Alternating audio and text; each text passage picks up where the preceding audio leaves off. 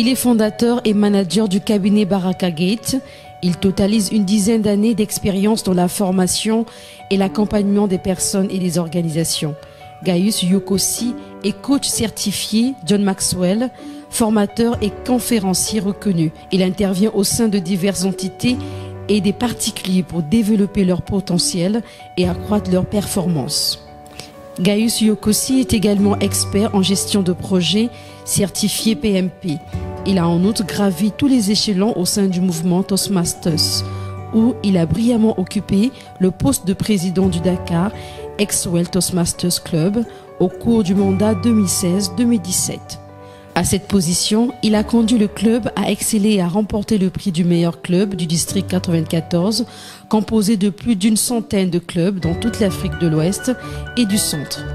Gaius Yokossi intervient également comme enseignant et consultant au sein de grandes écoles et universités de Dakar, au Sénégal.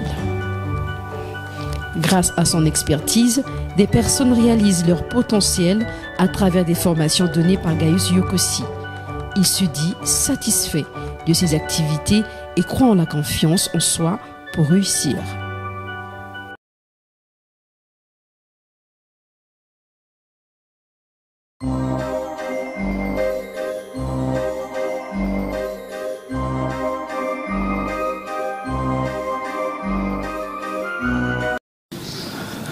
Bonjour les amis, Gaius Yokossi, votre ami et partenaire de réussite. Je suis manager du cabinet Baraka Gate. Nous faisons dans l'accompagnement, dans le renforcement du potentiel humain, dans la prise de parole en public, le développement personnel. Nous avons des activités de coaching, des séminaires, des conférences pour pouvoir aider réellement à sortir, à détecter le potentiel des personnes et à pouvoir le déployer, à pouvoir le développer. Ce jour, je parle de l'entrepreneuriat et je suis heureux de pouvoir débattre d'un sujet assez important avec vous, les défauts d'un entrepreneur. Quels sont les défauts d'un entrepreneur? Il y en a sûrement beaucoup, mais je vais juste en aborder quelques-uns. Le premier défaut d'un entrepreneur, à mon humble avis, c'est de se lancer dans l'entrepreneuriat avec des idées erronées, avec des hypothèses très fausses. L'entrepreneuriat, ce n'est pas la joie. L'entrepreneuriat, ce n'est pas un vain mot. L'entrepreneuriat, c'est quelque chose de très sérieux, de très important. On ne vient pas dans l'entrepreneuriat parce qu'on veut gagner de l'argent très rapidement. Donc il y a des personnes, parce que le patron les fatigue, parce qu'ils ne savent pas quoi faire. Ils pensent que bon, allez, on va aller dans l'entrepreneuriat, on va vendre, on va faire ci, on va faire du coaching, on va accompagner les gens, on invente quelque chose comme ça et on pense que tout de suite on va faire fortune. Non. L'entrepreneuriat, il faut venir dans l'entrepreneuriat avec un projet sérieux, avec une attitude très responsable.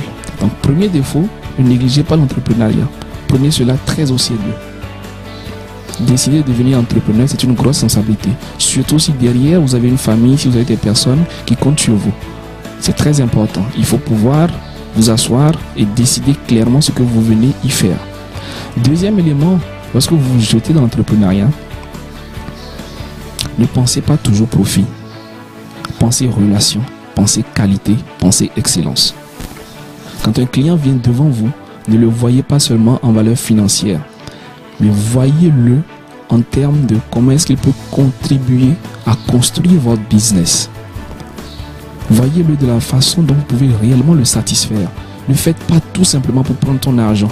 Quelle que soit la qualité de votre produit, quel que soit son besoin, quelles que soient ses attentes, tout ce qui vous intéresse, vous, c'est qu'il paye et qu'il s'en aille. Non, c'est une grosse erreur.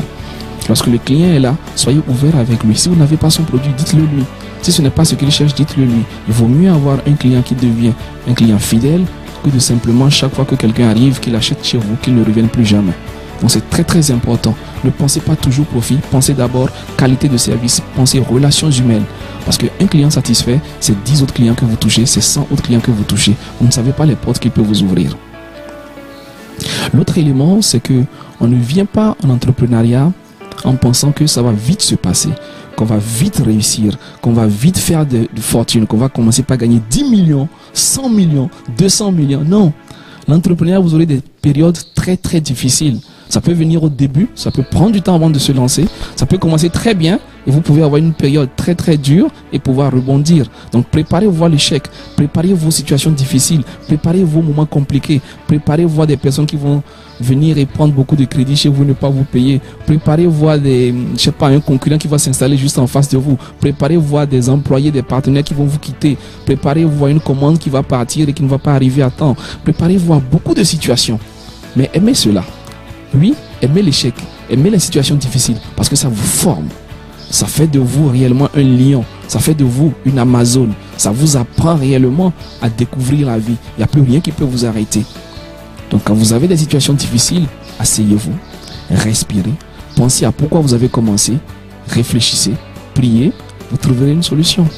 Il y a toujours une solution. Si vous n'avez pas une solution tout de suite, revenez demain. Si vous n'en avez pas une autre, demandez conseil, allez vers les autres. Donc c'est très important et ça me permet de déboucher sur l'autre sujet. Ne travaillez pas seul. Ne travaillez pas seul. Ayez des personnes autour de vous. Ça peut être une personne, deux personnes, trois personnes, mais ayez des gens qui vous accompagnent, qui vous suivent. Où est-ce que tu en es avec ton activité? Est-ce que ça avance? Quels sont tes objectifs du moment? Est-ce qu'on peut t'aider? Est-ce qu'on peut t'accompagner? Quels sont les challenges, les défis auxquels tu es confronté? Comment est-ce qu'on peut y contribuer? Ne travaille pas seul. Il y a beaucoup de choses qui ont fait, il y a beaucoup de personnes qui ont déjà fait de grandes réalisations. Ce n'est pas le moment de pouvoir reprendre toujours la roue. En posant une petite question à quelqu'un, vous pouvez avoir une porte très ouverte. Très important de ne pas travailler en autarcie, de ne pas toujours rester focalisé, de ne pas avoir la tête sous le guidon. Et une fois de plus, ne pensez pas simplement que vous allez vous limiter à votre activité. Regardez tout ce qu'il y a autour de votre activité. Parfois, vous pouvez commencer une activité et réellement, la mine d'or se trouve juste à côté de votre activité. Donc en regardant simplement de façon transversale votre activité, vous allez vous rendre compte qu'en basculant un peu sur le côté, un petit accessoire ou quelque chose d'autre que vous ajoutez à votre entreprise peut vous apporter une grosse plus-value. Donc en réalité, soyez transversal. Regardez un peu les grands groupes. Ils commencent avec quelque chose et au fil du temps, ils mettent beaucoup de choses tout autour et ça devient quelque chose d'extraordinaire. Donc voyez grand, commencez petit et apprenez à avancer progressivement vers de nouvelles zones. Donc ne sortez jamais de votre zone de compétence, c'est là où vous êtes fort, c'est là où vous êtes bon, mais sortez toujours de votre zone de confort et allez grappiller d'autres marchés, allez vers d'autres horizons et vous verrez que cela va très bien se passer. Autre point très important que je tenais à relever, c'est votre relation avec les clients. Chaque client est précieux et vous devez traiter chaque client avec beaucoup d'attention. Vous ne pouvez pas savoir qui se cache derrière cette personne, peut-être mal habillée, peut-être qui est venue en taxi, peut-être à pied, vous ne pouvez pas savoir qui elle est. Donc, chaque client est très important. Chaque personne même, je dirais, au-delà même du client, chaque personne que vous rencontrez dans la rue devient une personne très très importante. Pas plus tard qu'hier, j'étais au supermarché et juste dans les allées du supermarché, j'ai rencontré un monsieur, je lui ai juste salué. Il me disait, ah, vous allez bien, on a commencé par faire la causette. Il me disait, je suis juste ici à Dakar pour quelques jours. Je suis venu pour acheter une villa et je retourne chez moi. Vous voyez, vous pouvez rencontrer des personnes qui n'ont l'air de rien du tout, mais qui vont peut-être vous ouvrir des portes que vous n'imaginez pas du tout. Donc c'est très important de vous comporter super bien et de garder de meilleures relations avec toute personne. Donc pas d'arrogance, pas d'insultes, pas de mauvais caractère et surtout, vous devez toujours maintenir le sourire. L'entrepreneur est condamné à sourire, à toujours dire merci, à toujours accepter. Il a ses principes, il a ses valeurs, il ne va jamais au-delà de ça, mais il doit toujours maintenir la meilleure relation cordiale qui soit avec son vis-à-vis, avec le partenaire, avec le fournisseur, avec l'associé, avec l'employé, avec le client, avec son gardien, avec sa ménagère, avec toute personne. Pas d'arrogance, beaucoup d'humilité, beaucoup de sympathie. Je vous encourage donc à être très poli, à être très courtois, à accepter ce que les gens disent. Les gens parleront toujours, mais prenez-le sportivement, analysez-le après, mais en face, assurez-vous de garder de bonnes relations. Soyez toujours souriant, soyez toujours détendu, soyez toujours calme, ayez toujours la même bonne mine, que dans votre magasin, dans votre boutique, dans votre structure, ce soit toujours la joie qui règne, la paix qui règne et que les gens soient contents, toujours fiers de venir chez vous. À très bientôt, chers amis, sur la chaîne du succès.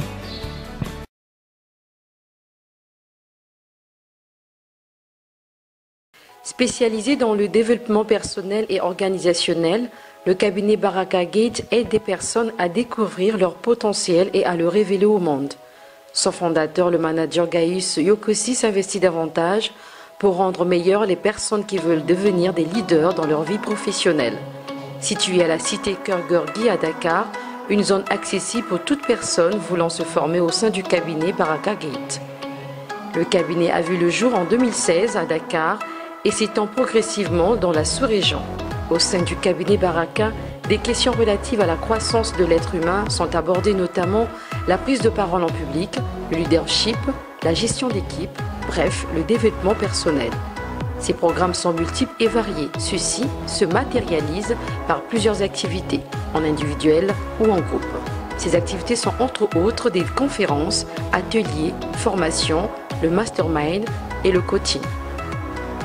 Pour rappel, le fondateur du cabinet Baraka Gate, Gaius Yokossi, est coach certifié John Maxwell, formateur et conférencier reconnu.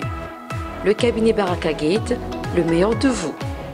Merci de nous avoir suivis sur Jinazao Business TV. À très bientôt pour un nouveau portrait d'entreprise.